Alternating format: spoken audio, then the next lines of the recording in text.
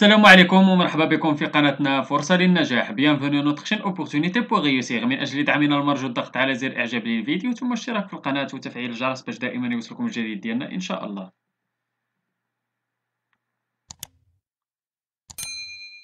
إن شاء الله في هذا الفيديو هذا غادي نشوفوا درس من دروس مستوى الرابع ابتدائي نيفو CM1 من كتاب كوكليكو. إذا غادي نشوفوا lire un document اللي غادي نشوفوا فيها un tableau impressionniste.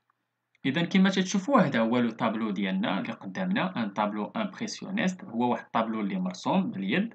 إذا غادي نحاولوا نشوفوا شنو فيه بحيث غادي نحاولوا نجاوبوا على لي كيسيون اللي غادي يجيو من بعد إن شاء الله. إذا كما تتشوفوا في هذا الطابلو هذا نحاولوا نقراو شنو مكتوب لتحت. إذا كلود موني هو هذاك الرسام اللي رسم هذا الطابلو هذا. شنو العنوان ديالو؟ لي كوكليكو ا لارجون دوي. السنة وقتاش ترسم في 1873 1873.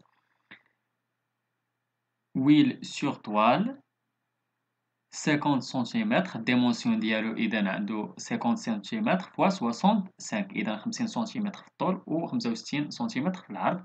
فين كاين هذا؟ باري موزي دورساي. إذا كاين هذا الطابلو هذا في باري في موزي دورساي. شنو تنشوفو في الطابلو؟ إذا كما تتشوفوا عندنا هنايا واحد الشون ديال الكوكليكو، واحد الشون ديال باللعمان، شقائق النعمان. شنو كاين تما في البروميي بلون هنا القدام؟ شنو كاين واحد المراه اللي هازه واحد المظله صغيره مع واحد البنيته. وكاين في دوزيام بلون ولا في اللور شنو كاين؟ كما تنشوفوا بحال واحد غابه صغيره ولا دي زاربر، وواحد الميزون لهيه. وكاينه واحد المراه كذلك عاوتاني مع بنتها، ها هي على اليسار كما تشوفوا حتى هي كاينه تما. اذا غادي نحاولوا دابا ان شاء الله نجاوبوا على لي كيسيون. بالنسبة للسؤال الأول في جيكسبلور قالك دو كيل تيب دو دوكيمون ساجيتيل. شنو دوكيمون هذا؟ إذا هذا رسم، إذا سي اون بانتور. بالنسبة للسؤال الثاني قالك بريسيز لو جونغ دو سو طابلو بيزاج بورتري أو سين. إذا هذا شنو هو؟ جونغ دو طابلو سي ان بيزاج، إذا سي ان بيزاج. بالنسبة للسؤال الثالثة كي لو نون دو سو طابلو؟ شنو السمية ديال هذا الطابلو هذا؟ إذا نون دو طابلو لي كوكليكو أ لارجونتوي. السؤال 4 en quelle année a-t-il été peint؟ وقتاش ترسم؟ 1873. Il a été peint en 1873.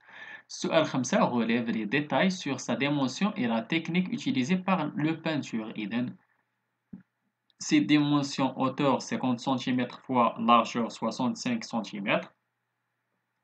La technique utilisée peinture d'huile إذا الرسم بالزيت réalisé par petites touches de couleur technique des impressionnistes. بالنسبة للسؤال 6 قالك dans quel musée est-il exposé؟ في أين متحف كاين هذا؟ إذا كاين في المتحف ديال دورساي اللي كاين في باري. إذا سو طابلو est exposé à Paris au musée d'Orsay. نمشيو لجيكسبلوات. السؤال الأول قالك que voit-on au premier plan؟ إذا شنو تنشوفو؟ au premier plan on voit une femme avec une ombrelle et une petite fille qui tient un coquelicot à la main. Que voit-on à l'arrière-plan؟ في l'arrière-plan شنو تنشوفو؟ إذا à l'arrière-plan on voit une maison et de grands arbres. Il y a également une autre femme et une autre petite fille. السؤال 3 que font les personnages de ce tableau؟ شنو تيديروا هاد les personnages de ce tableau؟ إذا les personnages du tableau se promènent dans un champ de coquelicots. السؤال 4 comment sont les couleurs du tableau؟ chaude, froide, vive ou terne.